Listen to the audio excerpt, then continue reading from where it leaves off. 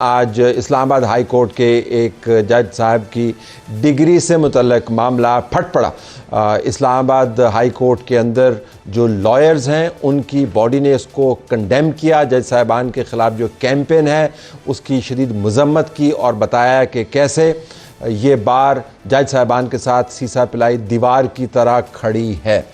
इसके साथ साथ जज साहिबान ने भी इसका नोटिस लिया, तौहीन अदालत के नोटिस जारी किए और साथ पूरा बेंच बना दिया।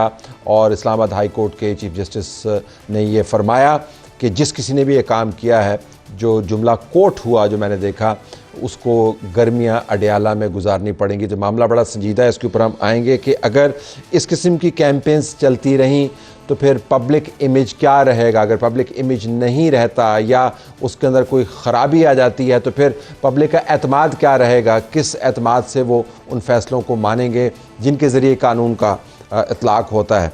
इस पर बात करने के लिए हमारे पास जो मेहमान हैं उनका तारफ़ करवाने से पहले हम आपको बताते हैं कि मुहर्रमुल हराम शुरू हुआ, साथ ही कराची में दहशतगर्दी की लहर का एक अक्स आपको नज़र आया जब काउंटर टेररिज्म डिपार्टमेंट का अफसर दिन दहाड़े दहशतगर्दों के हाथों मारा जाए तो फिर सवाल उठते हैं। इसके ऊपर हम अपने ब्यूरो चीफ असलम खान से भी बात करेंगे। हमारे पास बिलाल अज़हर कियानी साहब मौजूद है, मुस्लिम लीग नवाज़ की तरफ से उनका शुक्रिया।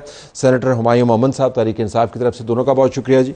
हमारे पास अब्दुल करीम सिद्दीकी साहब, सहाफ़ी तज़कियाकार और कानून और आइन के माहिर, उनका शुक्रिया। और रियासत अली आज़ाद साहब, सदर Islamabad high court bar association, जिन्होंने बार एसोसिएशन की तरफ से प्रेस कॉन्फ्रेंस में भी शिरकत की और धुआंधार तरीके से बताया कि वो जजेस के साथ खड़े। आपका भी बहुत शुक्रिया। रिस्पांस की अगर मैं आपसे बात करूं, हमने आपकी प्रेस कॉन्फ्रेंस देखी। मैं ज़ाती तौर पर इस किस्म की तमाम कैंपेन्स के बिल्कुल मुखालिफ हूँ। जिसके अंदर कोई भी तज़लीली या तहकीर का पहलू हो, हम उसको कंडेम करते हैं। तो ये आउटसाइड पर बता दूँ, लेकिन रिस्पांस आपका क्या यही होना चाहिए था या इसमें कोई और इजाफा भी किया जा सकता था जिसके ज़रिए लोगों का जो भी थोड़ा बहुत अगर कोई एतमाद मुतज़लज़ल हुआ है वो बहाल हो? बिस्मिल्लाहिर्रहमानिर्रहीम। तलत भाई, बात यह है कि हम किसी भी चीज़ को in accordance with law proceed करने पे हमें कोई एतराज़ नहीं है। जजेस भी वो बालातर नहीं है, उनको भी एहतसाब किया जा सकता है, लेकिन with in the parameters and the limitation of the constitution and law. आप ये नहीं है कि आप जजमेंटल हो जाएं, आप डिक्रियां देना शुरू कर दें। अब भी रेफरेंस फाइल हुआ, so called it has been alleged.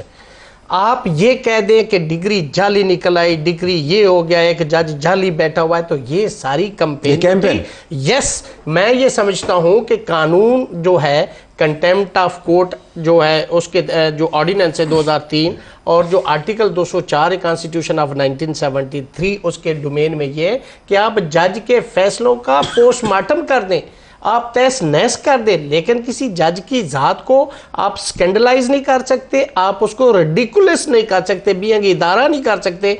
तो मैं ये समझता हूँ कि इस हवाले से हमने रिस्पॉन्ड किया है, चूंकि एक प्रॉपर फोरम पे कंप्लेंट चली गई। Supreme judicial council is there और supreme judicial council has to proceed. वो देखे और पहले तो ये देखे कि क्या ये मेंटेनेबल है, नहीं है। ओनली ऑन दिस ग्राउंड वो डिसमिस हो सकता है, लेकिन हम इसलिए खड़े हैं कि जजेस साहबान की ट्रोलिंग करना, उनको अंडरमाइन करना, क्यों? इसलिए कि ये वो जज साहब है जिन्होंने 6 जजों में से, खत लिखने वालों में से एक जज है जिनके पास इस वक्त इस्लामाबाद की 3 कॉन्स्टिट्यूएंसीज का सेंसिटिव मैटर चल रहा है। ये आपका मफरूजा है, मालूमात है? यस, मैं अपनी उससे बात कर रहा हूँ, मफरूज़े पे बात नहीं कर रहा मैं, इसलिए कि मैं ऑफिशियली मेरी मुलाकात भी होती है हमारी जजेस से। अगर आप ये ट्वीट कर देते कि जी इनके खिलाफ ये कैंपेन इस वजह से चल रही है कि इन्होंने ये किया है, तो वो क्या होता? मैंने आज मौकफ दे दिया, मैं वैसे प्रेस कॉन्फ्रेंस में देती मैं ट्वीट शेख रशीद की तरह वो कहते मान पढ़ू, मैं ट्वीट करते ही नहीं हूँ। मैं वैसे मैं कह रहा हूँ, तो आपने अपने राय का इजहार कर दिया ना? जी कर दिया, मैंने अपना मौकफ दे दिया। ठीक। आपका पॉइंट ऑफ व्यू इसके ऊपर क्या होगा मोहम्मद साहब?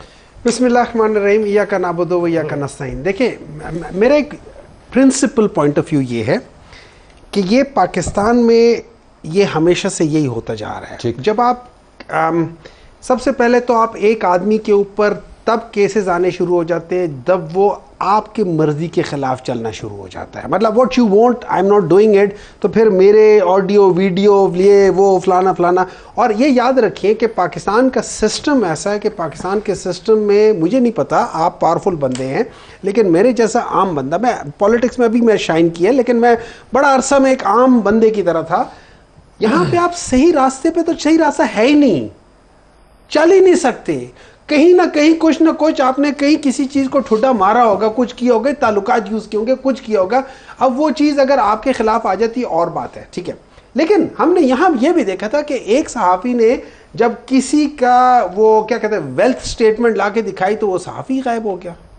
हमने तो ये भी देखा है। तो क्या पाकिस्तान में ये सारी चीजें मेरे ख्याल में बिल्कुल गलत है। मैं ये समझता हूं कि इसका जवाब, बेहतर जवाब ये होता है कि ये मैं हूं, ये मेरा सब कुछ है, और उसके बाद आगे आप दे बताइए। ठीक, और ये सब पे लागू होना चाहिए, ये सब पे लागू होना चाहिए। अच्छा, मैं इस जगह पे थोड़ा सा ये करूंगा, मैं इस जगह पे ये उस वक्त भी करूंगा कि अगर मेरी बीवी के ऊपर भी ये इल्जाम आता है, मेरी बीवी आके कहे ये है, ये है, ये है, अब आ जाओ किसने किया सामने और किसने इल्जाम लगाया, नॉट टेक्निकलिटी, और किसने इल्जाम लगाया। ठीक, तो यानी पहले आपने अपने आप को उन इल्जामात के सामने खड़ा करके साफ करना है, और उसके बाद फिर लीगल कोर्स के ऊपर। Let me get a response. एक सेकंड में, क्या जज साहब इस वक्त अपनी डिग्री लेके आके प्रेस कॉन्फ्रेंस कर देते? अच्छा, एक मिनट, मैं इसके ऊपर वैसे रिस्पांस, मैं एक सेकंड तलत भाई देखिए, मैं सहाफियाना रिस्पांस दे दूं। मैं एक छोटी सी बात, मुझे एक सेकंड के लिए मुझे मौका तो हाल ही में इस्लामाबाद हाई कोर्ट ने मुझे मौका दे दे, मैं कहता हूं, मेरी बात सुन। जहांगीरी साहब इस बार एसोसिएशन डिस्ट्रिक्ट के सेक्रेटरी रहे, वो सदर है डिस्ट्रिक्ट बार के। मैंने आपका पूरा कोर्ट सुना है, आप पूरा कोर्ट सुना है मैंने। मैं यही कह रहा हूं कि जब हर मर्तबा उनकी ये डिग्रियां वेरीफाई हुई और इदारों की जो स्पेशल ब्रांचेज उनकी ये रिपोर्टें पॉजिटिव सुप्रीम जुडिशियल काउंसिल में एलिवेशन के तहत, आज क्या हो गया है, और वो मजहर फारूक ने सिर्फ एक ही जज की डिग्री को निकाली, बताए मुझे 66 सेकंड, उसने बाकी तमाम सुप्रीम कोर्ट हाई कोर्ट के जजेस सबान बैठे उनकी क्यों नहीं निकाली? 68, it's mean that is based upon मेला फाइटिंग। 70 सेकंड जी, योर टेक ऑन दिस। जी तलत साहब, बिस्मिल्लाहिर्रहमानिर्रहीम, thank you for having me on the show. देखिए, सबसे पहले तो हरगिज़ भी किसी किस्म की कैरेक्टर असैसिनेशन, कोई मामला जायज़ नाजायज़ हो, सोशल मीडिया कैंपेन्स,